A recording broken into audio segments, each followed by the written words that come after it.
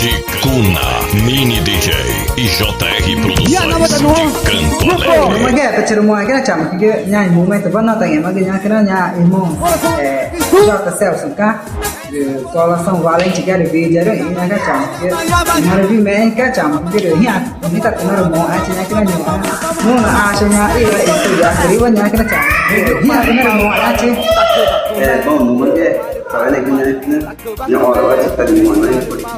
ini dia mau aja nak kerja Jackson mana ke studio buat ni annya kita tonton di sini buat dari awal sampai ke cakapnya kena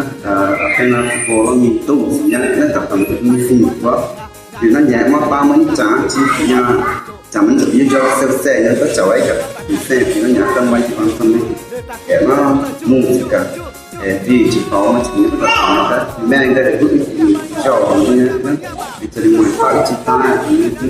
yang itu tahu macam kita kan itu mana mereka ciri nak orang ini kan, hanya mengenai jadi orang ini mereka itu di lewat sini kan, macam tanci besok ini di sini di jalan lewat itu dah kan macam ni kan, kita nak saya yang ini mereka ini macam ni apa yang tahu ada benda kan. Nhà kia mà nếu ta cao thì nhà nó mà chỉ cái nó thì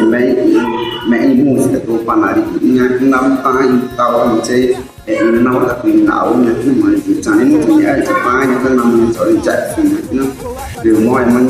con một cái cũng như có sao gọi cho phải là nhà này con phải lấy vậy để tu rằng có những muốn ta tầm này cũng mọi nhà cái giờ cũng xin có những cái chuyện mình cũng làm chẳng cái này cũng mình ta chỉ có những tạo kita những cái bệnh chỉ là để có chúng ta mà cháu ấy này có chúng ta mà cháu ấy để cái chuyện mình ta sẽ những cái what chỉ ta cũng như chúng tôi cái chuyện mình này cái tuổi cái sao này cái tất cả những cái mặt mọi chuyện cái tập này nó sẽ mọi cái nó có là những thứ tạo ra những gì vấn đề chậm thì cái này mà tại imo cho ta sell thì các bạn ta đi tay cái là studio ba được cái wat này này mà đi vui cái nó là cái nó tải cái chậm nhà giờ để ta sell cái thì cái chỉ nó cái nó là ta sell cái là imo cái này cái ta cái gì kalau nak cái này cái kalau jangan gue kira jadi apa lo tak akhirnya si gue dah mau sana sana ke abang bicara datang gue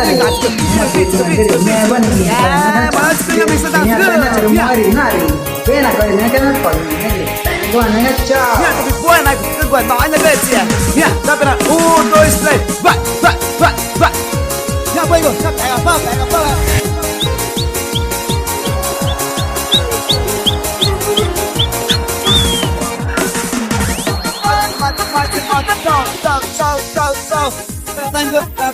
Lại